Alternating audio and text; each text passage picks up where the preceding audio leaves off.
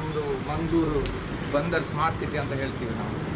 ಇಲ್ಲಿ ಪ್ರತಿ ಬಾರಿ ಮಳೆ ಬಂದಾಗ ಈಜುಕೊಳದಲ್ಲಿ ಫುಲ್ಲು ಪ್ರವಾಹ ಬಂದಂತಾಗ್ತದೆ. ಇದು 4ನೇ ಬಾರಿ ಇಲ್ಲಿ ಈ ಥರ ಒಳಗೆ ನೀರು ಬಂದು ಪ್ರತಿಯೊಂದು ಅಂಗಡಿ ಮುಗ್ಗಟ್ಟುಗಳಿಗೆ ನಾಶ ಸಂಭವಿಸುವಂತಹ ಸಂದರ್ಭ. ಇಲ್ಲಿರುವ ಕಾರ್ಪೊರೇಟರ್ ಆಗಿರ್ಬೋದು, ಇಲ್ಲಾಂದರೆ ಇಲ್ಲಿಂದ ಮಹಾನಗರ ಪಾಲಿಕೆ ಅಧಿಕಾರಿಗಳು ಮುಂಚೆನೇ ಬಂದು ಇಲ್ಲಿ ಹೂಳೆತ್ತುವಂತ ಮಾಡುವುದು ಅಥವಾ ಈ ಒಂದು ಚರಂಡಿಯನ್ನು ಸ್ವಚ್ಛ ಮಾಡಿ ಕೊಟ್ಟರೆ ಇಲ್ಲಿ ನೀರು ಸರಾಗಾಗಿ ಹೋಗ್ತದೆ. ಇಲ್ಲಿ ರೋಡಲ್ಲಿ ನೀರು ಹೋಗುವುದಿಲ್ಲ, ಎಲ್ಲ ರೋಡಲ್ಲಿ ನೀರು ಹೋಗ್ತಾ ಉಂಟು. ಪ್ರತಿ ಬಾರಿ ಒಂದು ಅರ್ಧ ಮುಕ್ಕಾಲು ಗಂಟೆಗೆ ಇಡೀ ಈ ಒಂದು ಭಟ್ಕಲ್ ಬಜಾರೇ ನೀರಲ್ಲಿ ಮುಳುಗೋಗಿತ್ತು.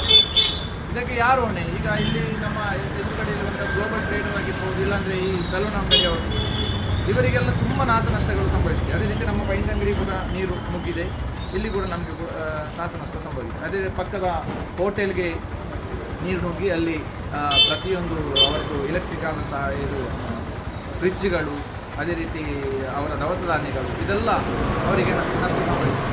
ಇದಕ್ಕೆಲ್ಲ ಯಾರು ಹೊಣೆಗಾರರು? ನಾವು ಇಲ್ಲಿರುವ ಮಹಾನಗರ ಪಾಲಿಕೆಗೆ ಹೇಳ್ತಾ ಇರೋದೇನೆಂದರೆ, ಇನ್ನಾದರೂ ಈ ಒಂದು ಇಲ್ಲಿರುವಂತಹ ತೋಡಲ್ಲಿ ನೀರು ಹೋಗುವ ಹಾಗೆ ಮಾಡಿದ್ದು, ರೋಡಲ್ಲಿ ನೀರು ಹೋಗದ ಹಾಗೆ ತೋಡನ್ನು ಒಂದು ಸ್ವಚ್ಛಗೊಳಿಸಿ, ಅಲ್ಲಿ ತೋಡು ಬ್ಲಾಕ್ ಆಗಿದೆ, ಅದನ್ನು ಆದಷ್ಟು ಬೇಗ ಮಾಡಲಿಕ್ಕೆ ನಾವು ಈ ಮಂಗಳೂರು ಕಮಿಷನರ್ ಸಾಹೇಬರಿಗೆ ಈ ಮೂಲಕ ನಾವು ವಿನಂತಿಸ್ತಾ ಇದ್ದೇವೆ. ಅದೇ ರೀತಿ ಪ್ರತಿಯೊಂದು ಏನೆಲ್ಲ ನಾಶ ನಷ್ಟ ಸಂಭವಿಸಿದೆ ಅವರಿಗೆ ನೀವು ತಕ್ಕದಾದ ಪರಿಹಾರ ಕೊಡಬೇಕು ಅಂತ ಕೂಡ ಈ ಮೂಲಕ ನಾವು ಕೇಳಿಕೊಳ್ತಾ ಇದ್ದೀವಿ. ಇದೇ ರೀತಿ ಕಳೆದ ವರ್ಷವೂ ಕೂಡ 2 ಸಲ ಇದೇ ರೀತಿ ಆಗಿತ್ತು. ಆದರೆ ಇಷ್ಟರವರೆಗೆ ಯಾವುದೇ ಇದಕ್ಕೆ ಪರಿಹಾರವನ್ನು ಒದಗಿಸಲಿಲ್ಲ. ಮತ್ತು ನಾವು ಆಯುಕ್ತರೊಂದಿಗೆ ಹೋಗಿ ಇದರ ಬಗ್ಗೆ ಚರ್ಚೆ ನಡೆಸಿದ್ದೇವೆ. ಕೂಡಲೇ ಅದಕ್ಕೆ ಪರಿಹಾರ ಒದಗಿಸಬೇಕೆಂದು ಅವರು ಸಂಬಂಧಪಟ್ಟ ಅಧಿಕಾರಿಗಳನ್ನು ಕರೆಸಿ ಮಾತಾಡಿಸಿದ್ದಾರೆ.